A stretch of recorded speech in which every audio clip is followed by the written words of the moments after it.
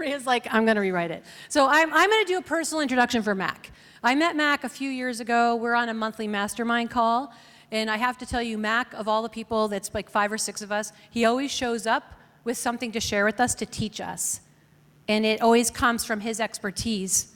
So he's a very generous, giving person. He knows everything, and actually he's going to talk to us about cybersecurity, and you're going to learn stuff today you don't want to know, because you're going to have to do something about it in your business to protect yourselves.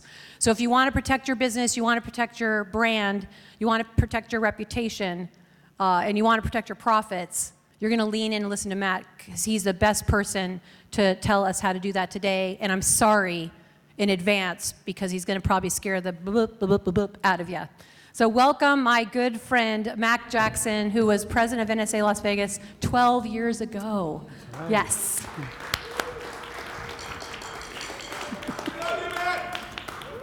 I think you could do better than that, right? All right, everybody. Let's hear from NSA. Good morning. Yes, good morning, good morning. My name's Mack Jackson Jr. I am a native of Las Vegas. Grew up here, went to UNLV, have my law degree from Thomas Jefferson School of Law, and I am currently a doctoral candidate in cybersecurity assurance from Capella University. Thank you, thank you. And I wanted to welcome you guys here and to say to you that this is a family, right? We're all family here at NSA. And I want to start out by giving homage to one of my mentors, or a couple of my mentors. Darren LaCroix is one of them. And of course, one of my mentors, Mike Rayburn, said that when you're on this stage, it is an honor and a privilege. And I want to let all of you, it is an honor and a privilege to be here on this stage speaking to you today. And thank you very much for that. Just a little bit about me that you may not know, growing up here in Vegas, how I got started on stage to become a speaker. This is me at 19 years old. I danced in Jubilee. If you guys remember Jubilee here in Las Vegas? Yeah, it looks like my son. I remember those abs so long ago, trying to get them back. Yes. It was a great honor to be on stage, and I started out when I was 19 in Jubilee, and Judy Morio, I've known her ever since I was 16 years old. She was my first agent and showbiz agent in modeling school. So, as a family, folks, my job is to make sure that we're secured in our house and our home. And with the security in our home, we must protect ourselves from the weather and the storm that's going on in the world. And the storm is cybersecurity. And I will talk to you about cybersecurity and how to protect yourself and your business, especially as being a speaker. Now, cybersecurity awareness. I'm sure you guys have heard of it. If you haven't, go to my website, mackjacksonjr.com. See, Darren? That's how you put it in, right? Go to my website, mackjacksonjr.com, to find out more. However, folks, when you think of cybersecurity, we're going to talk today about some of the steps within cybersecurity. Talk about your small business, the problem, what's going on out there in the world related to cybersecurity. We're going to talk about who the hackers are, right? Who these bad guys are. And I'm going to ask you questions and see if you guys respond back to what you think these questions will be, or answers to these questions, that is. How it affects your business, and what you can do today to protect yourself from the fastest growing crimes of the 21st century.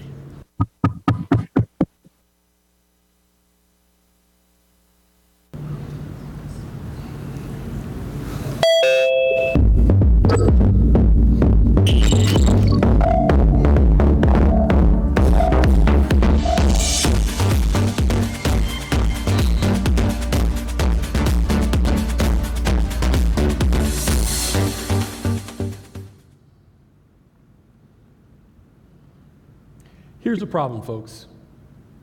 There is an uprising in cyber attacks that affects all of us. Here's some stats that I want to share with you. As a scholar, this is some of the things that we research as cybersecurity PhDs. For example, a single cyber attack can affect your business that can cost you $3.62 million. I'm not talking about a large corporation.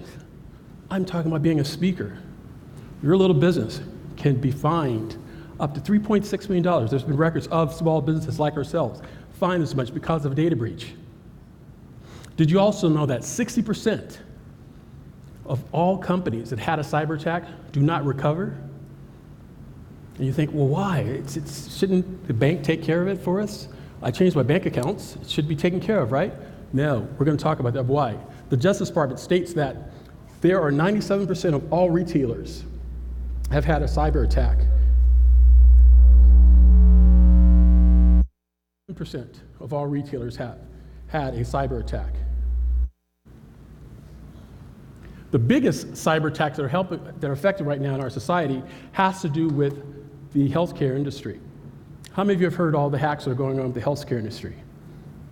It's incredible what's going on in the healthcare industry. And it's not just money that these hackers are looking for. We're going to talk about what they are doing and who they are. Now, here's a list of some of the major cyber attacks that just have happened over the last few months of this year. One of the biggest ones is the war in the Ukrainian war, dealing with Russia and Ukraine. That cyber attack has been tremendous, and we've been monitoring that attack where the Russians have attacked the Ukrainian government and the US as well to try to thwart and stop and use disinformation. It's happened in our previous elections we've had. It affects all of us. So notice the list, folks. We've got Marriott again on the list. Marriott Hotel. This is not the first time, or the second time, or the fourth time they've been hacked. These are large corporations. We have Capital One, Twitter. How many have Twitter accounts? They've been hacked several times. And the next few weeks we'll know if they're still going to be in business or not.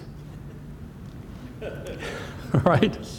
The Los Angeles School District, and there's more. But you see what's missing on this list? Your business, and your business being hacked. Because it doesn't make the news, right? We're a small company. These are large companies. These are large companies with millions of dollars in IT equipment and support staff. Here's some of the reasons why. If you look at how businesses work, large corporations, they have the investment to spend on a sophisticated IT security department, sophisticated IT teams. They have lawyers to back them. Small businesses usually outsource, right? You guys know a small business. Who handles your IT team? You outsource to somebody else to take care of it for you. But then you get to the micro business, the small companies like us.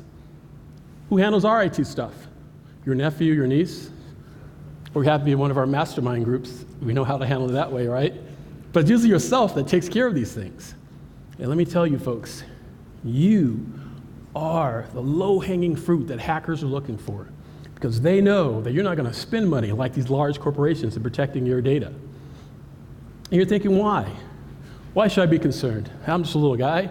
I have a laptop and a couple of accounting programs. No one's interested in my data. Oh, au contraire. They are interested in your data. You are very, very important to hackers. To emphasize my point, I have a video that I want to share with you regarding the threat of cybersecurity. Cyber criminals are having a field day amid the pandemic and the migration to work from home. Well, hackers have been attacking businesses of all sizes and types. Insurers are seeing a massive spike in damages.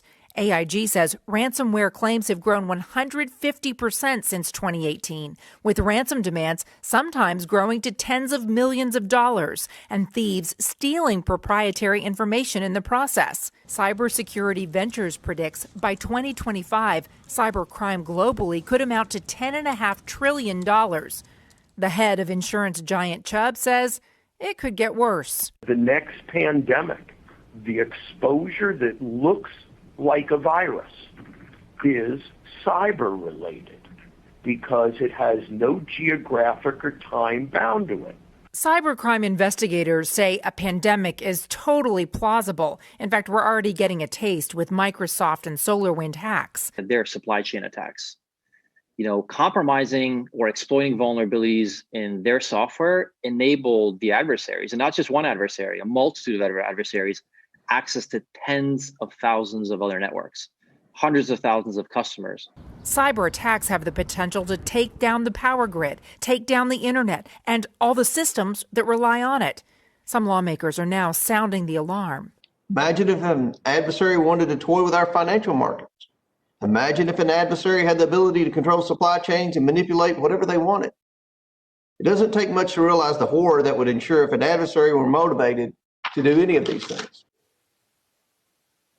Experts in the field say the only way effectively to combat the threat is through a public-private partnership. The government, military, cyber experts, insurers coming together, formulating a plan to defend the system and mitigate the damage.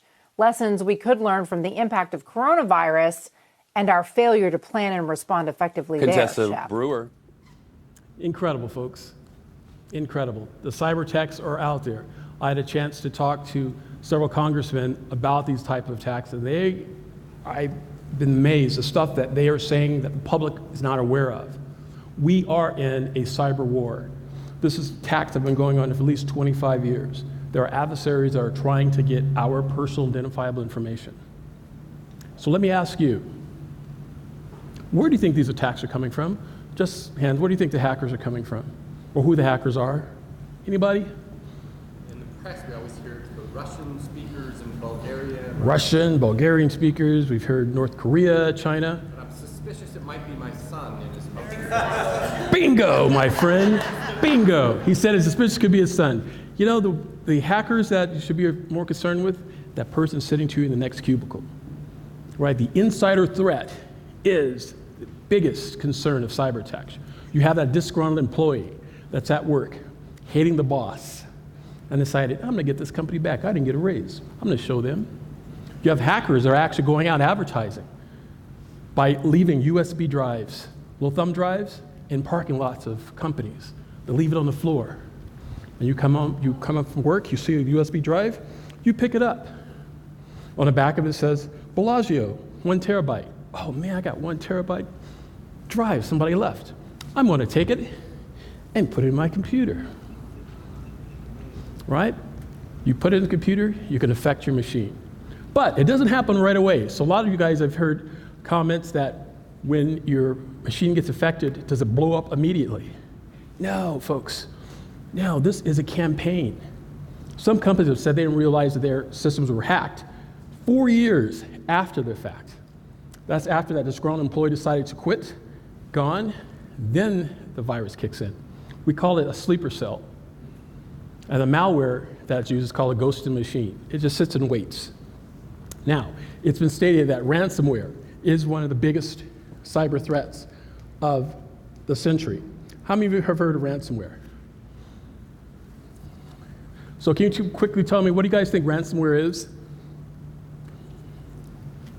What is ransomware? It's software that infects your computer, it encrypts everything, and then you got to pay some big money to get your information. Correct. Software encrypts everything in your computer. Correct. I have an analogy for you about ransomware. I'm from Las Vegas. Grew up here. Remember the days of the mob? All right? Remember the days of the mob? And you would have a business that has a restaurant, right? And you have a couple guys coming over and says, hey, you need protection in your restaurant? We'll give you protection. If you don't want a protection, maybe your restaurant burns down. Threaten you, right? And then what do you have to do? Pay them so you can protect your restaurant so it doesn't get burned down. Now, that was a physical analogy. Same with the invisible analogy, the same way. Your machine gets hijacked by ransomware. Yeah, you're a small company, we're speakers, absolutely. Our machines get hijacked by ransomware. It's locked up, we can't have access to it. So what do? Do you pay the ransom? What do you guys think? Pay the ransom? Hands up, pay the ransom? Look, everybody, no way, I'm paying the ransom. On TV, they pay the ransom. On TV, yeah, the TV they do. Yeah, you're right, and thank you for that, Kathy. There's a story about that too. You guys remember those stories where the kidnapper calls up the father on the phone and says, hey, we got your wife and your kids. Make sure you bring the $10 million by the lake, 10 p.m., no coppers. You guys remember those stories, right? Same thing when it comes to ransomware. It happened last year. Colonial Pipeline. You guys remember that attack, Colonial Pipeline? Last year, the East Coast was shut down. Gas shut down. The Colonial Pipeline president, he was told to pay $4 million or the hackers would not turn back on the Colonial Pipeline. So he called the FBI, called the Secret Service. You know what they told him? To pay it. He said it was the hardest check he had to write. And these guys are so brazen, guess how you get a hold of them? An 877 number. They have a phone number. They have their organized crime. He called them up and says, okay guys, I'll pay you the money. You know, $4.2 million. He wrote the check, paid for it. And how did he pay it? Bitcoin. Thank you. And why crypto coin? Untraceable. So we think. So this is what happened. He paid it to the hackers. And then the team of our Secret Service and military did some additional hacking behind the scene and put in tracer programs inside that cryptocurrency link. And when the bad guys went to the dock at 10 p.m. to pick up that money, guess who was waiting for them electronically? The FBI was there, but not just virtually. They were asked to follow them physically as well. The organization was called R-Evil. R-Evil is a gang out of Russia that did this type of hack. Our FBI was able to capture the money from the Colonial Pipeline, plus 1,500 different other accounts that were also hacked using our techniques and our service. So there's a lot of good things going on as well. Ransomware affecting hospitals. Kaiser Permanente. You guys familiar with Kaiser Permanente out of California? They were hacked. The hackers said, we want monies or you're not going to get your data back. Which data? The data to take care of sick patients. It's crazy, folks. And if the hospital, if they don't pay, they can't access their information. Several hospitals said, no, we're not going to pay it. Hackers said, okay, fine, you don't pay it. 2 days later, it's been reported that there have been several patients that lost their lives because doctors could not have access to their information. Well, that's crazy. Now we're getting more than just stealing money. Now we're talking affecting patients' lives. And these hackers are brazen, folks. I've been to several meetings with law enforcement that stated that there are organizations in the dark net that you can contact and pay money to do a hack on someone. Let's say you have, in this scenario, an ex-wife paying child support.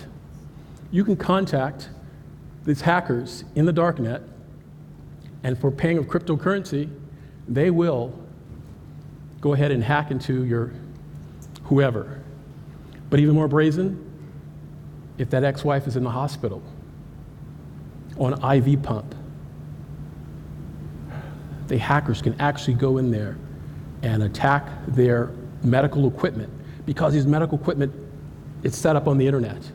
Now, a lot of this is changing. The hospitals are working to change this, eradicate this, but it's happening. These hackers always come up with ways and means to try to get our data by going in electronically, getting your personal identifiable information. So we talked about who these hackers are.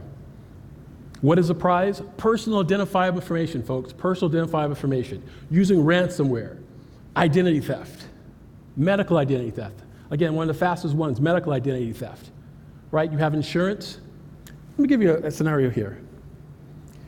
Everyone checks their bank account, right? All of us on your phone. So if you see any suspicious activity, we're told to do what? Contact your bank and tell them that, hey, this charge in my account is not correct. Fix it. And the bank will more likely give you a new account, and you move forward. You think you're fine. Yeah, you're not really. Just because the bank gave you a new checking account number and gave the money back doesn't mean the hack's going to stop. They'll possibly have sold your data to some other bad guy along the way. There's other things you need to do to make sure that you are protected from that type of attack. These hackers use all types of sophistication, including social engineering, phishing emails, and the latest one is SMS text messaging. In this video I have shared for you here, this is an amazing video, folks. This is from the Olympics in Las Vegas we called Black Hat and DEF CON. You guys familiar with that, Black Hat and DEF CON? Those of you who don't know, this is where we go to for our training in hacking. Hackers from around the world. Now, hacking doesn't mean bad guy. Hacker can be branched off to two areas. There's white hat and black hat. The white hats are ethical hackers. I'll stand with the hackers. And the dark side of the force, Luke, dark side of the force are the black hat hackers. These are the guys that go in and do the damage and try to take your information. Anyways, there's a convention that comes here every year in Las Vegas. You don't know who's who at these conventions. You're walking next to someone, you're thinking, hey, how's it going, Bob? And he's like, yeah, how's it going? He just hacked into people's accounts. So law enforcement's there. They're trying to figure out who these people are so they can do some arrest, right? In this clip I'm going to show you here, this is something that can happen to every last one of you. The lady you see on the screen is absolutely one of the best hackers in the world. She is showing a hack with a reporter that has his back turned just to right now, and she's going to hack into his account. So he's going to go through and talk about coming to Las Vegas and what DEF CON's like, and he's going to show how he got hacked. All of you who have cell phones, I'm going to mention some names: Verizon, AT&T. Yes. All right, AT&T. T-Mobile, Obama phone. All right, so if you guys have phones, check out this video.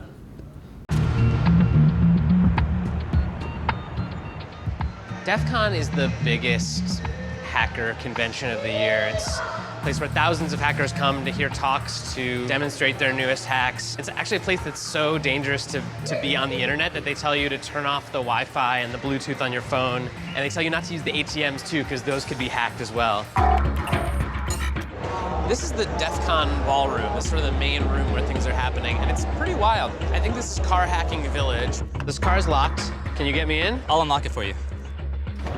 Should be good. Hacking is no longer like this fringe activity, and if you are at DEF CON, there's a good chance that you're here because you want to learn what could happen to you or your company. Anyone here first time in the SCCTF? Holy crap. I invited Chris to hack me with his team, but they're gonna hack me using social engineering, which is essentially hacking without any code. They just use a phone and an internet connection.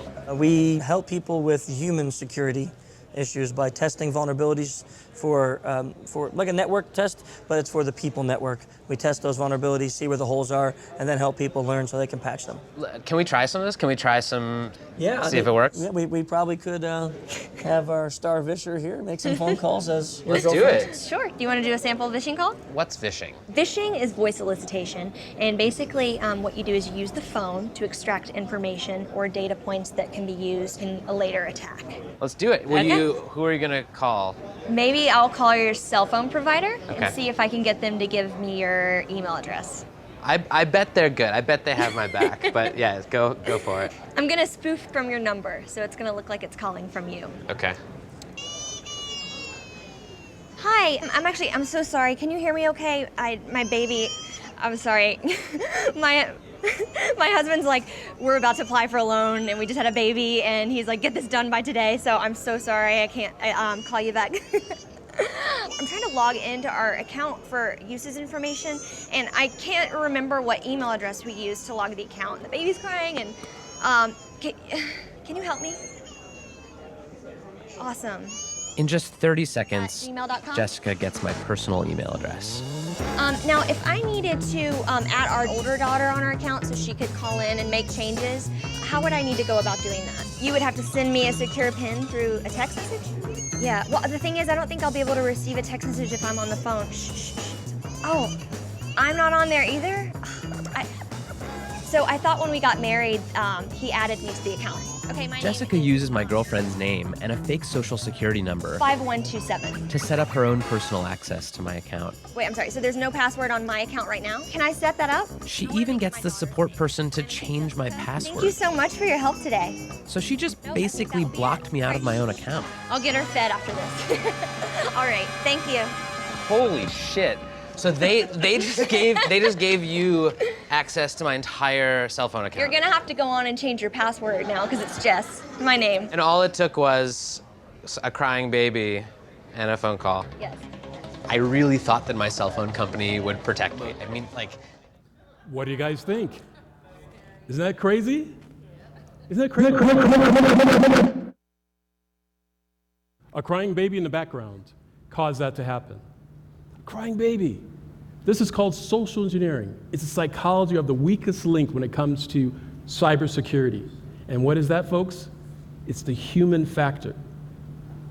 Psychology calls this humans being polite, courteous, like our senior citizens, the elderly. You get that phone call on the phone from someone that says, hey, you owe money from Amazon. Give us a call to get rid of this iPhone that you purchased for $1,000. Call back. How many of you have gotten that phone call? Yeah, see, people have gotten that phone call. And you call back, and it's some company out of wherever in a boiler room that says, log onto this account, we're going to clear this off of your record and clear this off your checking account. They tell you a website to go to, right? You go to that website. And once you go to that website and you confirm, they'll say, hold on a second, I'm going to talk to my manager and we'll make sure we get this here reversed off of your account. What they're doing, they're trying to deploy malware onto your machine and steal data from your machine. But as a hacker, we love this. You know why? Because now we're striking back. 2 weeks ago, I was able to go to see one of these transactions in progress. The good guys called the 800 number, talked to this company overseas, and say that, hey man, we got this charge in our account, how can we fix it? They said, no problem, go to this account, log in, and we'll take care of you. Logged into account, and it looks perfectly like Amazon, right? There was partial contact information from the number that they've gotten, because they stole it from someone on the darknet. But here's the thing, folks. As a hacker, what we did is we had them log into a computer they could not see. It's in the cloud. So in other words, if you're looking at it, what are you seeing? Emptiness. The hackers can't download any files onto the server because it's like there's no data there. But what could we see? We could see their stuff. So what happened is a group of hackers hacked into the bad guys on the darknet, copied files and folders from their machine, and be able to save it and send it to law enforcement. During that week of the reverse attack, if you would, there was over $40,000 they were able to recover from senior citizens that were ripped off by these hackers. So we're striking back. All right? Yeah, we can get applause for that. Yeah, we're striking back. Yeah, definitely some good news that are happening. Absolutely good news that's going on with that. So real quickly, I want to go through a couple things when we talk about types of cyber attacks. Let's have everybody go like this. Give me a peace sign, folks. How many of you take selfies? Selfies, you're going, what's up? Right? You know why you're like this, right? What's up? Peace sign, right? When you're selfie. If you send me one of those selfie photos, I can now have your fingerprints. That's right. I can take that actual photo, the JPEG, and blow it up and have it as your fingerprint. Then when you're not looking, I can take that fingerprint and open up your phone. Or what if you were an employee at, let's say, the federal government or the military, and you get in by using your thumbprint to enter a building? You can use that to get your fingerprints from the building. So what's the moral of the story? They go, what's up? Like that, right? You know, this way, not the fingerprints. QR codes. Here's a really interesting one. During a pandemic, restaurants told us, right? They said, hey, you know, we're in a pandemic, so we don't want to serve paper menus for people, so you have a QR code, right? How many have QR codes right now on your work? You guys, yeah, definitely marvelous, Mark, absolutely. QR codes, we use them everywhere, right? All the time, all that we do, QR codes. These hackers, man, I tell you, they don't give up. Ugh, they don't give up. They have gone into restaurants and taken a QR code, take a picture of it, go back to their mother's basement, and redesign the QR code, go back to the restaurant and slap it on the table. Slap a couple of them on the table in the restaurants. So now, when you go to the restaurant with your family and you click on the menu shows up. Looks perfectly fine. Because again, you want to be, as a hacker, stealth. You want to say, gotcha, right? You don't want to do that. So you order your food, you think everything's fine. But at the same time, they've deployed malware on your smartphone. What? How do they do that? By having a fake QR code. All right, so on the back of the brochures that I have at the table, I have a QR code. And yes, do not use QR codes from people or companies that you are not aware of, right? They're not secure, that you don't entrust. And as a family, hope you guys entrust my QR codes. It's a good QR code. It will send you to my website. That's what she said. LA Unified School District. LA Unified School District had a major hack attack that happened a couple of months ago, right? And these hackers are brazen. They said, hey, if you don't pay this money, we are going to expose all of the data about your children, the kids that are in your school. It has information like the social security number, birth certificate, and that's what hackers want, right? As a hacker, you can get their social security number and a birth certificate from an individual, a child, 5 years old. Hell, you can give him credit. That kid could buy a house. You can have fake records.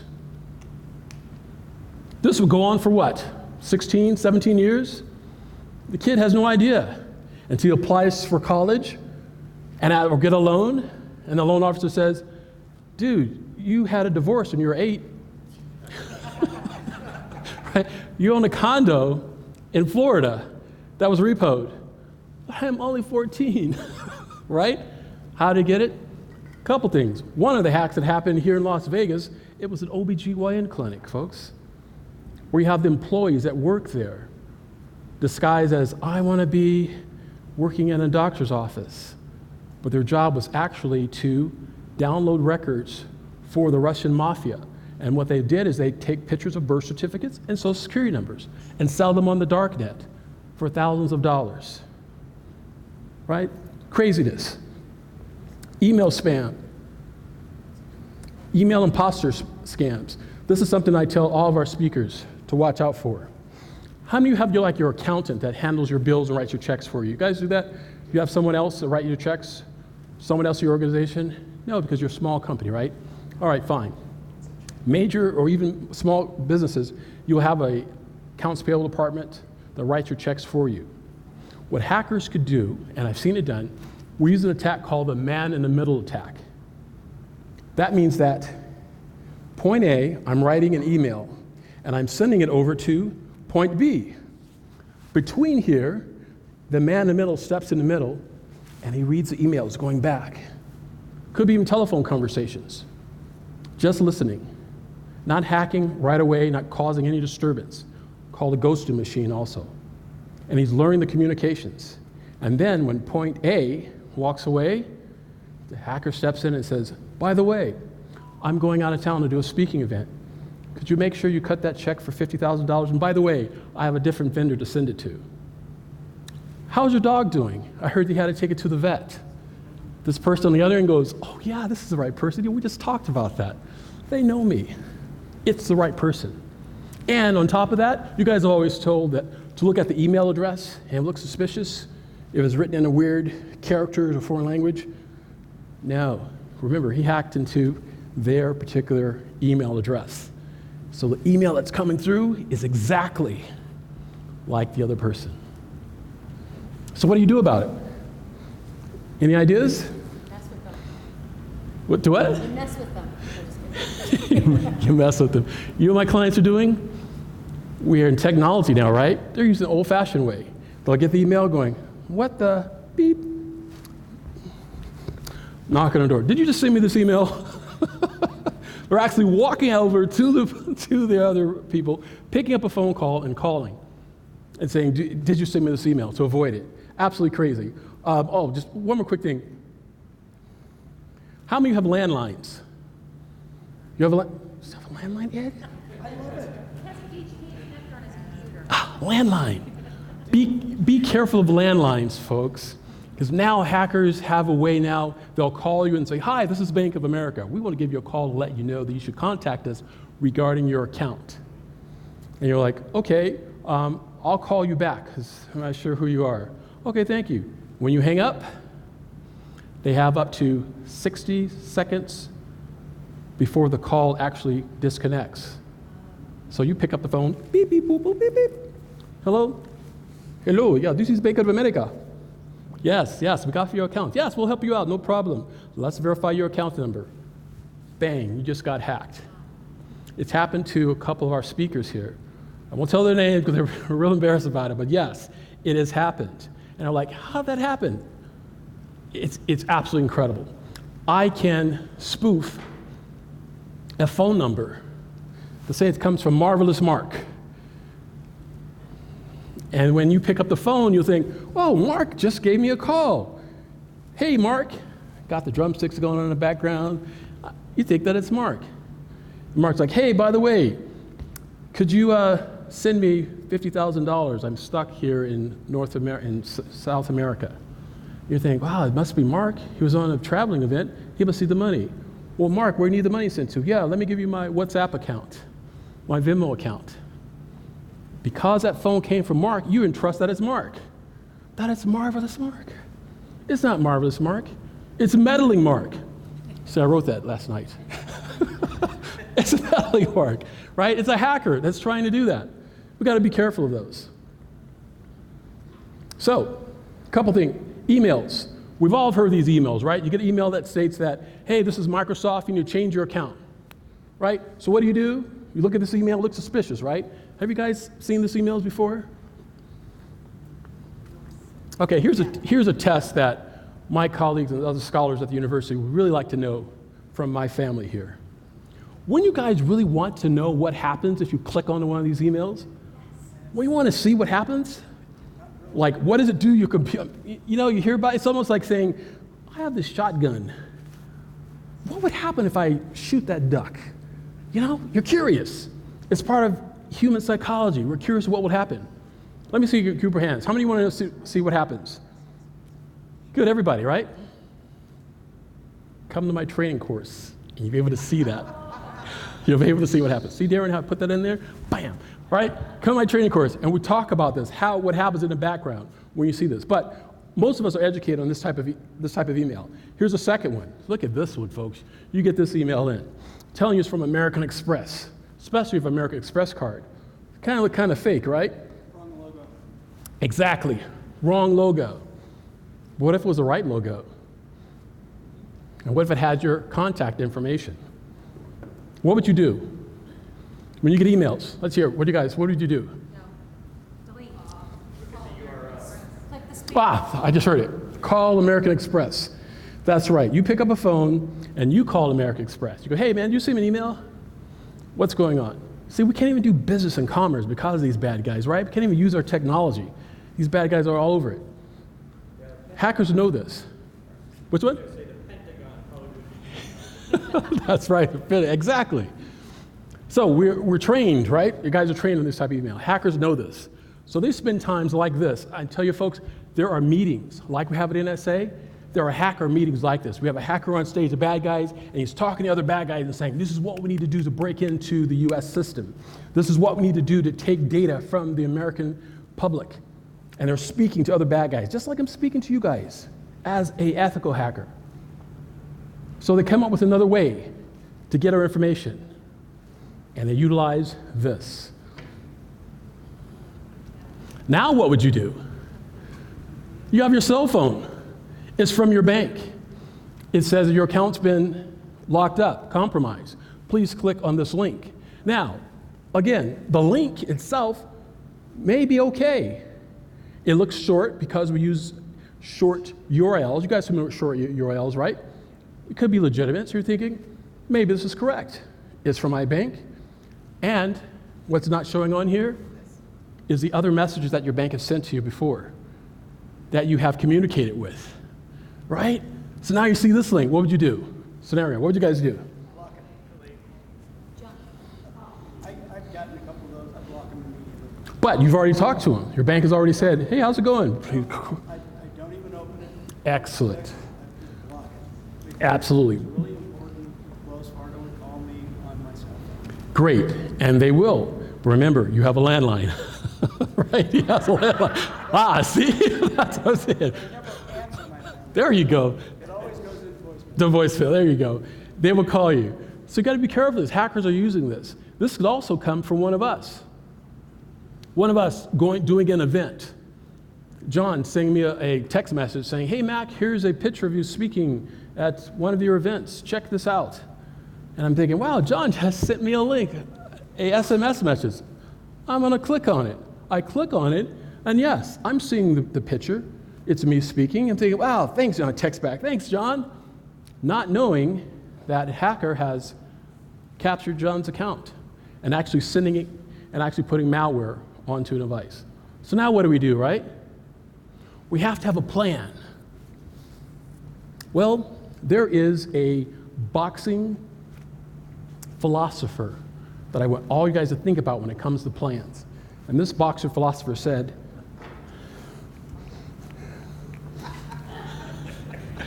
everyone has a plan until you get hit in the face. Mike Tyson, right? And it's very true. We have a plan to protect us from cyber threats until it affects us. You guys don't worry about it until it happens to you. I usually get the calls after the effect, after hackers have already left, or as they say, the chickens and goats have left the barn, and now you're calling up the cybersecurity people going, what should we do? Anyways, there are laws that are going on right now to protect us right now. Our government, with regulations that are out that are protecting us from these types of cyber attacks and cyber hacks. For your small business, 3 things you should be concerned with. That's the bottom of our screen here. Financial losses, right? Losing money because of these cyber attacks. Company reputation. Would your customers be comfortable working with you if they know they had a cyber attack? That's why you hear in the news that companies like Experian and Equifax had a cyber attack, but they didn't let the public know until a month later, which is a violation of federal law. They have to take up to 48 hours to let the public know. But what do? They're going to their marketing department going, hey man, how can we spin this? How can we make sure we're not going to lose business because of this hack? And legal entanglements. These legal entanglements, folks, are huge. Remember my first slide, $3.62 million, that's for one company. So, what can we do? Quickly here, I'm gonna go through a couple things. Will everybody take out their cell phone for me, please? And wave it in the air like you just don't care? Just kidding. You got your cell phone, all right? All right, I'm recommending you guys do one thing, it's really simple. Turn off your Wi-Fi on your phone. If you are not at a location where Wi-Fi is completely 100% necessary for your cell phone, do not use it. Use it at a location that's secured. Case in point, and real quick here, I know our time's getting low here, but hey, it's so much great stuff to share with you guys. I'm telling you, we've done experiments where I've driven from Boulder City all the way up to Aliante. That's about what, about an hour drive, hour and a half drive, depends on traffic, right? And with my associate, we were looking at how many hotspot routers that our phones were trying to connect to. You're at a stoplight, you have Wi-Fi, it's trying to jump to the internet. The hacker on the corner where you have your phone at the stoplight has a device that will transmit your information to the internet. But before it gets to the internet, they may decide to sprinkle a little malware on your phone. You don't know it. Your phone's in your pockets, in your purse. You're just driving the car not knowing about it. Shut off your malware. Shut off your hotspot. Very, very important. Secondly, to make sure that you have a password manager. How many of you know what a password manager is when you're going to the internet and use a browser? Password manager, right? It manages your passwords. Never, ever use a password, folks. Passwords are so old school. Use a passphrase. Passphrase is when you're logging into your systems. Never a password. You think, well, what's a password? Raiders. That's a password. Raiders backwards is a password. Raiders with exclamation point is a password. Don't use that. Use a passphrase like, I love preaching at Verve. That's a passphrase. Exclamation point, right? It's harder for the hackers to understand, but easy for you to remember. Especially folks with families, where you have young ones and elderly at your home, you need to have a phrase there that everyone can understand. Passphrase. Use a password manager also to encrypt all the passwords you have on the websites that you visit. Now, there are a lot of password managers that are out there. If you want to find out more, contact me on my website, and I can show you the best ways password managers to use. Those are just some of the things we have for you, folks. We need to be proactive, keep secure with all that we do. With my company, Bannerson Cyber Group, we provide these type of services. Training, on-site, virtual as well. Helping you put together policies. Another quick one, what would you do if you lost your computer systems right now? Do you have a plan in place? If you lost your cell phone, It's called business continuity. We can help you put that together. On the desk, you'd see flyers about my business and what we can do to help your business. Folks, our best defense against these major cyber attacks that are affecting each and every one of us is through education. Remember, folks, we need to protect our family from the storm.